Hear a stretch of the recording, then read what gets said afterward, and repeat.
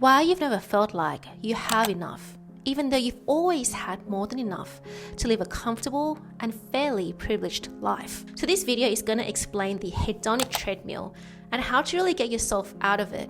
So hi everyone, my name is Patty and my mission is to really empower you to charge your life with 100% confidence. Alright, let's start. 1. Scarcity mindset drilled into our brains. So I want to ask you something. If I open up this picture, what do you see? During the time this graduation picture was taken, did you know that I spent the last 3 years, in fact even more, suffering in depression and having suicidal thoughts leading up to that day? Did you know that when this picture was taken at the fine dining restaurants, I was never fully present and I was always worried about what angles should I have to make my Instagram feeds look aesthetically pleasing? Okay, this picture. Well, did you know that I was on the verge of killing myself when I did this juice fast for about 28 days, I believe. And by that last day, I was coming downstairs, collapsing, and my mom had to feed me canned beans while I was crying and telling her that I don't want to ever hurt myself like this again. I couldn't get up until that canned bean was fed to me. In this picture in Bondi, did you know that I was suffering from panic attacks while I was on the edge of Bondi Iceberg's pool trying to hit my goals and knowing that I was not going to get paid on time, so therefore I was about to lose my dream life, and I did end up losing that dream life months after. See, we can never know the full story behind the chicks in these pictures. There are photo apps. There are certain specific times and locations where you can make the shots look like, oh, she's really living her dream life. And while I can wholeheartedly agree that my life is so much more privileged than so many people in this world, but it doesn't mean that we live in a fantasy life just because our Instagram feed looks like we are. And that is where the scarcity mindset is drilled in our brain. Our parents most of the time teach us that our inherent self, without the bachelor's degree, without the MBA, without these certain grades, without a certain job, without a certain real estate property bought by a certain age, equates to nothing. Like our worth is inherently defined by the external accolades and the assets that we accumulate as adults. And you know what's interesting? It's the fact that my mom's society is all about how well their children does.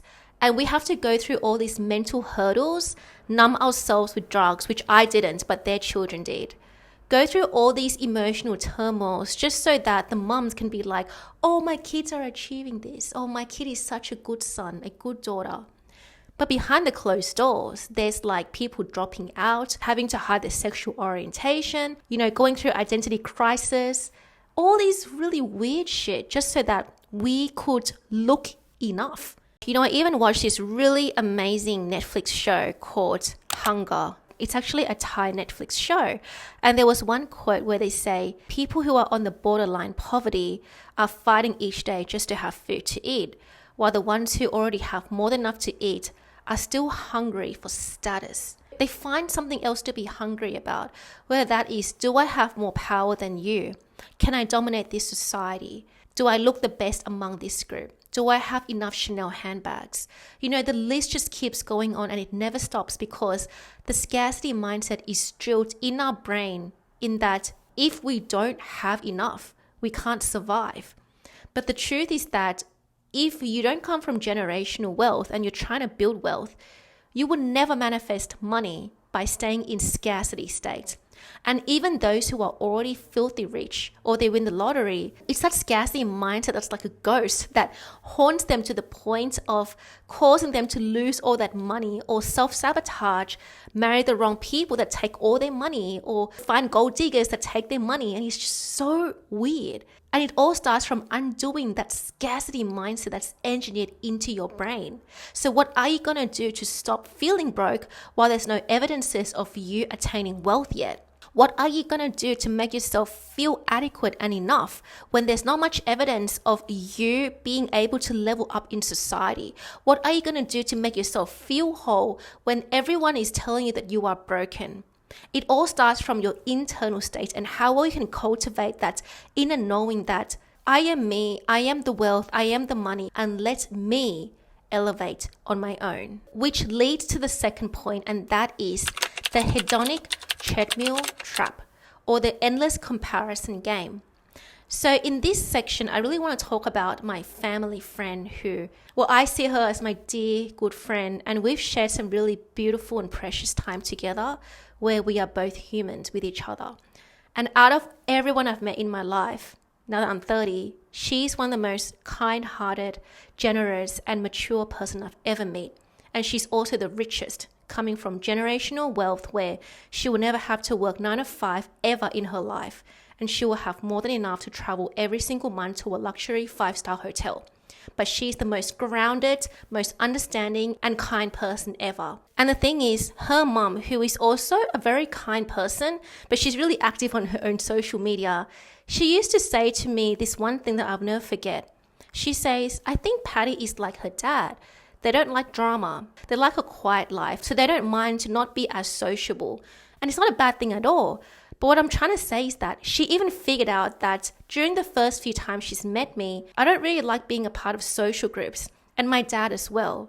We don't really care about fitting in as much, and we always prefer to be alone, and we are actually also okay being alone and not following the norm. And at first I was like, why does her mum say that? I do want to fit in. But the thing is, me and her, we have such a different lifestyle, but we have a similar desire. And our desire is to feel freedom and inner peace. Now, the first time I met her was in my early 20s, and I was on the verge of receiving my graduation degree. And at that time, I already felt like I was cute and attractive to an extent, and I was going to have a future.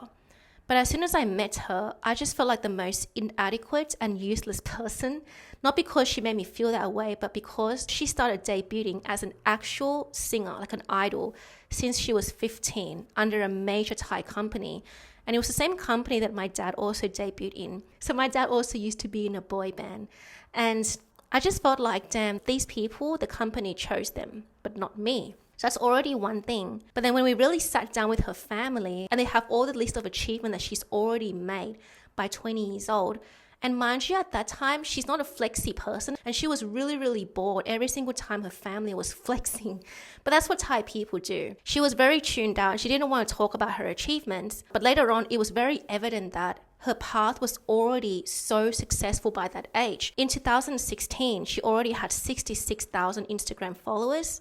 She already had brand deals, and she also had a certain limit where she doesn't accept a payment that is below this threshold. There was a point where she was posting on her private Instagram that she's not going to accept a brand deal that's below like $400 or $800 or something like that when she was in her early 20s. And at that time, I was getting paid like $17 per hour as a uni graduate, because I couldn't find something better due to lack of experience and also just due to lack of interpersonal skills and socializing skills, because I was really sheltered growing up. So I was living my life in a very linear way where I didn't get to really meet different kinds of people and know how to sell myself in interviews. And later on, I would end up at this full-time job where when I calculated how much I was really paid per hour, I was actually getting paid $18 an hour as a uni graduate from the University of Sydney to do sales call 8 hours a day, 5 days a week. While my family friend was not accepting any payments less than 400 Australian dollars for an Instagram post, per post, doing selfies with a face cream and all these things. And it's not just about the Instagram post, but it's about the fact that she was already signed to major modeling agencies, and if she wanted to be in Thai dramas, she could. But at that time, she wanted to travel. And she was also on the way to getting an MBA degree in London. So I just felt like if only I had her capabilities, if only I was fit like her, if only I knew how to socialize like her, then I would start to have opportunities in my life. And since then, I've always felt like I was on the grind, like I needed to achieve certain things to be a certain way. And my definition of a successful 20-something-year-old was not a girl who had a corporate job and climbed the ladder, but it was a chick who could negotiate with brands that I don't get paid less than $400 per Instagram post, period. That was what I saw as true success in life. And so at one point, I even went down this spiral of asking myself, what have I done wrong? Why couldn't I be at her stage? I was also quite disciplined, but where did I go wrong? What didn't I do right? How could I be like this? And all these really weird questions that kept me on the hedonic treadmill, where later on, I was starting to get into this toxic cycle of constant flexing, But the thing that I didn't know was that her Instagram was her business. She did have agencies, so it was her job to go to different exotic locations to actually do these posts. And no, it wasn't always fancy. There were times where she was extremely pressured. And one of the parts that really triggered me was the time where her mum and herself told us in the car that she was a bit bloated for the camera and she had to lose a bit more weight. But you can see right now that I'm not a fat person at all. I'm not super skinny. And she is about 1 or 2 sizes more skinnier than me. A size 4, wearing size 4 shirts on a regular basis. And she was still told that she had to lose weight. That was how extreme the Thai entertainment was. And I was like, what the fuck? But still, because I was so young at the time, I didn't understand that, you know what, I don't mind being told to lose weight if I had these opportunities. I think I would have a lot of fun, like meeting people, having friends, doing dramas, doing acting, and just meeting people, especially my idols. But then one day, as we got a bit older, and I was like, let's do a video call, let's catch up. And we did, and both of us did not wear makeup. We finally had like a human heart-to-heart conversation. And I said to her, like, you know, I actually reached this feeling state where when I meditate Bondi icebergs, I finally realized that there are no problems in life. Like, I finally felt this very present feeling like I couldn't see any life problems. And I just realized that every problem is in the mind. I don't know how I got there, but I just felt it for a while. And it feels so peaceful. And you know what she responded back to me with? She said, I am so proud of you and I'm so jealous of you. And I was like, there's no way she could ever be jealous of me. There is nothing about me that could measure up to her. For 7 to 8 years, that was how I always thought. If she were to post something on TikTok, it would get millions of views on a regular basis. And if I were to post something on my Instagram reel, it would get 100 views on a regular basis. And I told her I was done with Instagram. I don't want to have it anymore. I want to feel peaceful. I want to meditate. And she was like, I also wish I could delete it, but I can't. I can't delete it. And it was legitimate. Most people in entertainment, their Instagram is their LinkedIn. That is their portfolio. That is how movie directors and commercials and all these things book for jobs through her agencies with her Instagram portfolio. But for me, I kind of failed at what I was trying to pursue. So even if I deleted that main Instagram account, it's not going to have a dent to my life. In fact, it was going to benefit my life because there was nothing I could gain out of it anymore. And because I wasn't as mature as I was now, I didn't truly understand her yet. And later on, as we still kept in touch, and she even booked like a short part in Netflix Thailand recently, like there was something about it that I finally understood that we all have different paths. But the one thing she was always trying to tell me was that she also, in a way, felt like she had to kind of meet a certain expectation. Like, I knew what her real desires were. At the time, she wanted freedom. And she's an outdoor person who like values nature and hiking and extreme activities. And she's not as materialistic as, you know, her Instagram portrays herself to be. But like when you look at her life from outside in, it's like she has everything. She's like vacationing all the time with all these designer bags, perfect body, beautiful face. But more than that, she's just socially intelligent, which is something that I lacked. And I felt like the only value I brought to her life was the fact that I edited her college admission essay to London. That was the only thing I felt like I'm finally adding value to her life in some way. Like I could help her edit essays because I was a very good writer and still a good writer now. So I realized that everybody goes through their version of the hedonic treadmill. And for her case, it's a lot harder than mine in that she is connected to a wide range of people, including my favorite celebrities that I admired as a child. They're all in the same circle. And if one of them disappears from that network, it's like, well, did you give up on this? Are you throwing it all away? Like, are you not in this anymore? Whereas for myself, because I was never popular and I never really had a portfolio anyway, if I wanted to reinvent myself, although it feels more lonelier and it feels like I have less opportunities to travel and see the world and meet people, but I felt like I still have autonomy over my decisions a lot more. And that was when I finally started to realize that we have a choice of seeing our life in an empowering way. We have a choice of deciding what is empowering in our life, which comes to point number 3. How will you choose to empower yourself from this point onwards? It's very important that we learn how to escape the hedonic treadmill by finding reasons why our life is so fucking empowering. And one of the things I really appreciate my family for was helping me grow up in Australia, because I was really good with English. And with a great writing skill comes a lot of opportunities for money.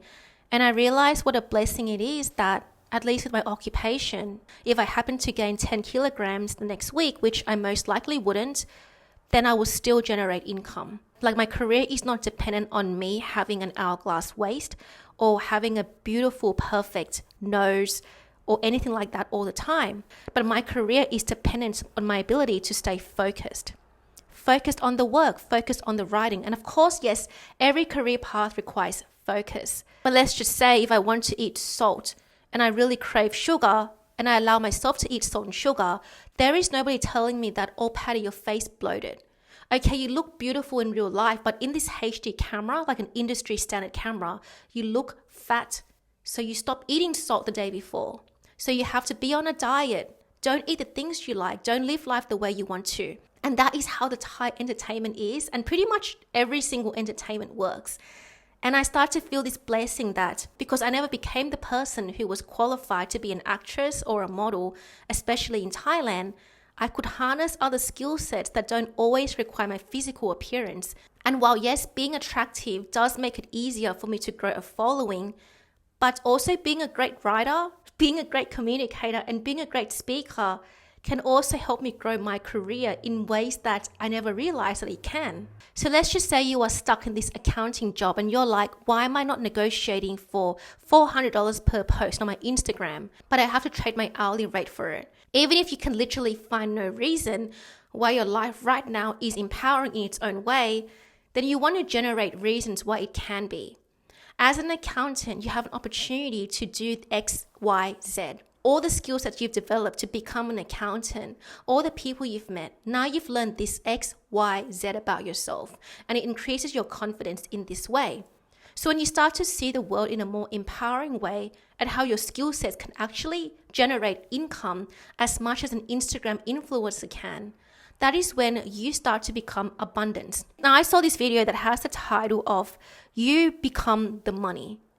You become the money, the abundance, not you seeking out the money for somebody to pay you, but you become that first before the money and the opportunities materialize in your reality. And it has really hit me up to this day. Because every single time you find yourself looking at people and being like, why don't I have 10 Chanel handbags? Why is my waist not that small? Why is my thighs not slim? Like, my family's friend's body is just perfect for the camera, but they still told her that it's slightly bloated, while I am probably like 1 or 2 sizes bigger than her. So what would they say about me? That I'm way too fat, too chunky to be on camera. But the thing is, what a blessing it is that I don't have to be in an environment where people are constantly telling me that my naturally thick thighs disqualifies me from getting paid. My naturally puffy cheeks, my naturally round face will disqualify me from building a successful career. What a blessing it is that there are other skill sets that we have to pave our own career in a completely different way. And just because you work 9 to 5, there is nothing disqualifying you from up-leveling your skill sets to start your own thing. And also the thing I want to really remind you is that just because you fail your first business or second business, that also doesn't disqualify you from starting your 3rd, 4th, and 5th until you get what you want. There is nobody disqualifying you from anything as long as you don't disqualify yourself. But the hedonic treadmill will always make you feel like this is only my baseline happiness. And no matter what I do, no matter how many times I gamble, no matter how many times I drink alcohol or socialize with a friend, I will always return back to this baseline happiness. Which then comes down to the final point in this video, and that is, how are you going to change your baseline happiness permanently? Again, a bandit solution for feeling ugly is that, you excessively work out, you go on fad diets, you take diet pills, you always seek for quick fix results, and hopefully when you look very, very thin, you're going to feel good about yourself forever. But the thing is, if you don't identify yourself as, I'm a naturally beautiful person who doesn't have to eat vegetables 7 days a week to be thin, then that's when you maintain the beautiful body shape. But if you condition in your mind that unless I am on this diet, I cannot have that body, then you always have to deprive yourself of the little pleasures in life that will then make you feel defeated. So the key is to do anything that you can to make yourself feel empowered right now, while you have the thick thighs, while you have the round face. What is something that you can do that will make you feel like, regardless, I still feel like a baddie? Because that energy is the very thing that will attract the next decision, the next best people to hand you the opportunities, but not in a way where everything is dependent on somebody else to hand you the opportunities, but you're already aligned to receive it. Because not only was it with my family friends, but I've met people at the top of the corporate ladder that are just miserable as fuck. And I used to always wonder, but why? And that is probably because their circumstances just so overwhelming, but they can't really share it in real life. They don't share it on their LinkedIn. So you don't really know what these people are truly going through. But what you do have full control over is how you're going to make yourself improve that baseline happiness. So I genuinely ask myself, what does it take for my baseline happiness to truly level up? Not just like temporarily level up and then snowball back down. But if it does dip back down, it's not like a harsh dip. What do I have to do? And that one core thing was knowing my life's priority. Priority plus purpose combined. Now, I want to share with you an example of somebody who she has one priority that she has to hit, but it's so difficult to stay in the room and just hit that goal. It requires hours of studying. It requires hours of self-isolation. And it requires weeks and weeks and perhaps even months of intense studying. But after this goal is reached, she'll be the most empowered she's ever been. But because she cannot give in to the temptations, she's like, it's too lonely to do this. Somebody asked me to go for a drink. This guy came into my life. I can't uninstall the dating app. I have to have this dating app because I cannot study in a room alone to just achieve this one goal.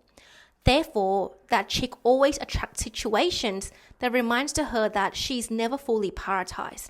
And this was also me in the past. And that's why I'm telling you that there are no situations in your life that doesn't match your energy. If you don't get your core life priority and purpose right, the 3D will keep throwing you people that mistreat you, jobs that ghost you, jobs that underpay you, people that reinforce to you why you are not enough. And therefore you have to seek socializing, partying, alcohols, friendships, toxic relationships, codependency as a cure for you to escape the hedonic treadmill. Because even if you have food to eat every day, it's just not enough. I need cuddles. Even if you have cuddles already, it's not enough. I need more commitment from this. Even if you already have commitment, it's not enough. I need a better job than this. So to end this cycle permanently, ask yourself, what exactly are you truly living for? For me, I've never had a solid answer of what am I truly living for? But in this particular moment, at least in 2024, my core priority was to get monetized on YouTube.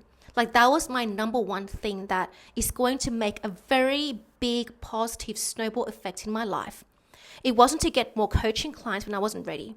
It wasn't to keep applying for jobs when I don't want to work 9-to-5 job. And the amount of hours I invest in my YouTube is actually longer than any 9-to-5 jobs.